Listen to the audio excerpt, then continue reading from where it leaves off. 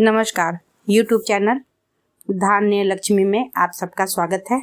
आज मैं आप सबको बताऊंगी उत्पन्ना एकादशी के बारे में। देखिए, उत्पन्ना एकादशी का हिंदू धर्म में विशेष महत्व है। उत्पन्ना एकादशी का व्रत मार्गशीर्ष मास के कृष्ण पक्ष की एकादशी तिथि को रखा जाता है। इस दिन व्रत रखने से भगवान श्री हरि विष्णु की कृपा प्राप्त होती है और सभी पापों का नाश होता है। साल 2024 में यह तिथि नवंबर के महीने में है, लेकिन इसको लेकर संशय बना हुआ है कि उत्पन्ना एकादशी का व्रत 26 नवंबर को रखा जाएगा कि 27 नवंबर को। ऐसे में आज हम आप सबको ये बताएंगे कि उत्पन्ना एकादशी का व्रत कब रखा जाए, इस दिन पूजा के लिए शुभ मुहूर्त कब है और किस विधि विधान से आपको इस श्री हरि विष्णु की पूजा करनी चाहिए। उत्पन्ना एकादशी की सही तिथि हिंदू पंचांग के अनुसार उत्पन्ना एकादशी का व्रत मार्गशीर्ष मास माह की एकादशी तिथि को रखा जाता है। साल 2024 में इस तिथि की शुरुआत 26 नवंबर की सुबह 1:01 यानी 25 नवंबर की रात्रि पर होगी। वहीं इसका समापन 27 नवंबर की देर सुबह 3:47 यानी 26 नवंबर की देर रात पर होगा। यानी उदया तिथि के अनुसार एकादशी तिथि 26 नवंबर को ही रहेगी, इसलिए उत्पन्ना एकादशी का व्रत 26 नवंबर को ही रखा जाएगा। उत्पन्ना एकादशी के दिन पूजा का शुभ मुहूर्त भी जान लेते हैं। उत्पन्ना एकादशी के दिन सुबह 5:05 से पूजा का शुभ मुहूर्त होगा और लगभग 6 बजे तक आप ब्रह्म मुहूर्त में पूजा कर सकते हैं। ब्रह्म मुहूर्त में पूजा करने से भक्तों को शुभ फल की प्राप्ति होती है। वहीं जो लोग सुबह के समय पूजा नहीं कर सकते, वे लोग 11:45 से 12:29 तक अभिजीत मुहूर्त में पूजा कर सकते हैं।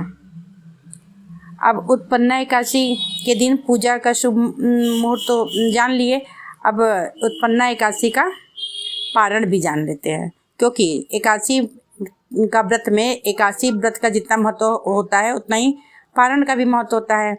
तो उत्पन्ना एकादशी के दिन सुबह 5:05 से पूजा का शुभ मुहूर्त होगा और लगभग 6 बजे तक आप ब्रह्म मुहूर्त में इसका पूजा कर सकते हैं। ब्रह्म मुहूर्त में पूजा करने जो नहीं कर सकते वो अभिजीत मुहूर्त में पूजा कर लें और उसके बाद एकादशी तिथि का पारण आप 27 नवंबर को दोपहर 1:12 से 3:18 के बीच कर सकते हैं। इस बार पारण का मुहूर्त दोपहर में होगा। उत्पन्ना एकादशी का पूजा विधि अब जान लेते हैं।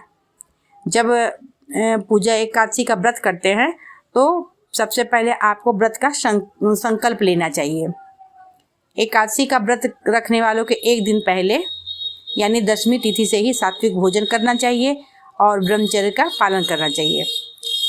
और एकादशी तिथि की सुबह ब्रह्म मुहूर्त में स्नान कर स्वच्छ वस्त्र धारण करने चाहिए और भगवान श्री हरि विष्णु के समक्ष व्रत का संकल्प लेना चाहिए और पूजा स्थल पर श्री हरि विष्णु की तस्वीर या मूर्ति रखकर उनकी पूजा करें। तुलसी का पत्ता पहले तोड़ लें, अक्षत टूटा हुआ चावल जो ना हो, और श्री हरि विष्णु को चावल नहीं अक्षत चढ़ता है जो हल्दी से रंगा होता है।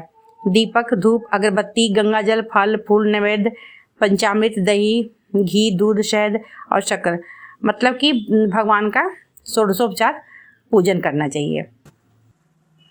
अब मैं आप सबको एकादशी तिथि का व्रत कथा सुनाऊंगी और एकादशी तिथि कैसे उत्पन्न हुई और कैसे इस एकादशी का नाम उत्पन्ना एकादशी पड़ा, इसके बारे में बताती हूँ। धार्मिक कथाओं के अनुसार एक बार मूर नामक दैत्य ने सभी देवताओं को पराजित कर दिया। देवता दैत्य के भय से स्वर्ग पर अपना अधिकार खो बैठे। मूर दैत्य ने स्वर्ग पर अपना कब्जा कर लिया। इस असुर से परेशान होकर देवता भगवान श्री हरि विष्णु के पास गए। भगवान विष्णु ने मूर को युद्ध के लिए ललकारा। कई वर्षों तक दोनों के बीच युद्ध होता रहा, भयंकर युद्ध। युद्ध के दौरान भगवान विष्णु को थकान हो गई तो वह बद्रिकाश्रम की गुफा में विश्राम करने के लिए चले गए। जब इसकी भनक मूर दैत्य को लगी तो वह गुफा में गया और भगवान विष्णु पर हमला करने की कोशिश की। धार्मिक मान्यता है कि भगवान की योग निद्रा से एक दिव्य शक्ति प्रकट हुई जिसने मूर्ख दैत्य को मार दिया, उसका मूर्ख दैत्य का वध कर दिया। यह शक्ति एकादशी नाम से प्रसिद्ध हुई। मान्यता है कि इस घटना के बाद से भगवान विष्णु ने एकादशी को अपने भक्तों के कल्याण करने वाला व्रत घोषित कर दिया। उसी दिन से एकादशी उत्पन्न हुई। एकादशी तिथि का और एकादशी व्रत रखे जाने लगा।